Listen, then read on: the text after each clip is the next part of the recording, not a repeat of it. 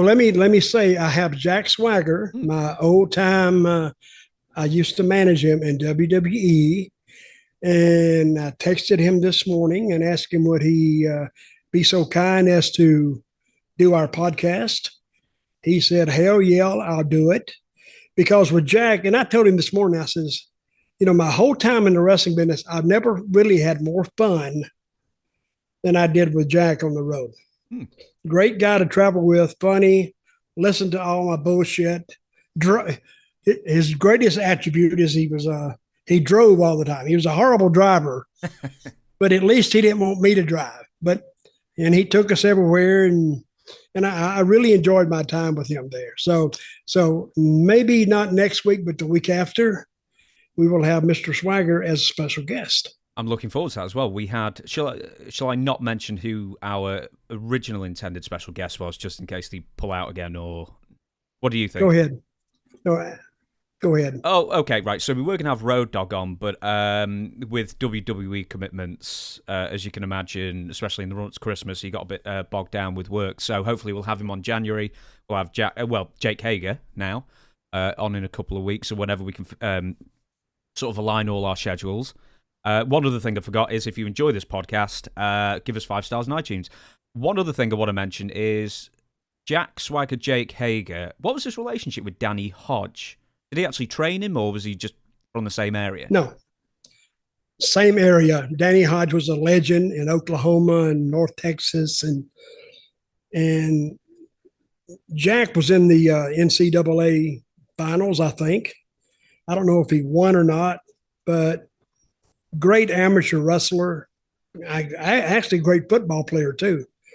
He set a record in Oklahoma for 7 blocked what they call PATs, points after touchdowns, when they kick it after the touchdown. And that was just in wrestling. Think how well he did on the gridiron, man. Oh, yeah. Just think how, he was great on that too. But, he knew Hodge through JR, Jim Ross. He knew him and through there. And Hodge was a great guy. I shook his hand one time, and he was noted for the hand grip. If you shook his hand and he wanted to, he could drop you to the floor, which he did me one night because I'm laughing. Oh yeah, you got the hand grip. Oh yeah, and he showered down on it, and I dropped. And I was saying, please, please, please. And he was laughing. Everybody else was laughing too, because I never shook his hand before. That was his deal. When he shook somebody's, if you were new to him and he shook your hand, brother, he would put the pressure on.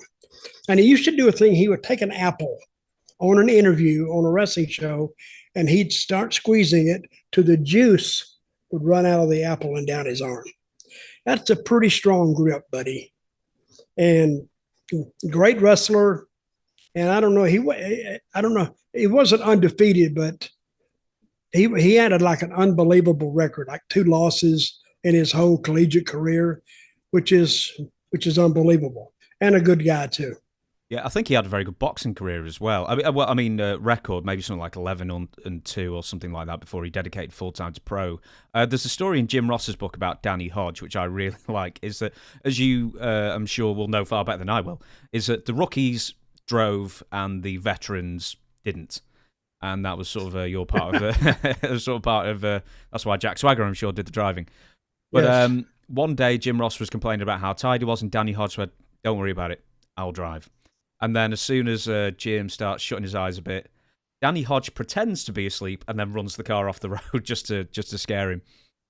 Oh, I believe that. He's over there like, "Oh, I'm so tired." Well, welcome to the business. Boom.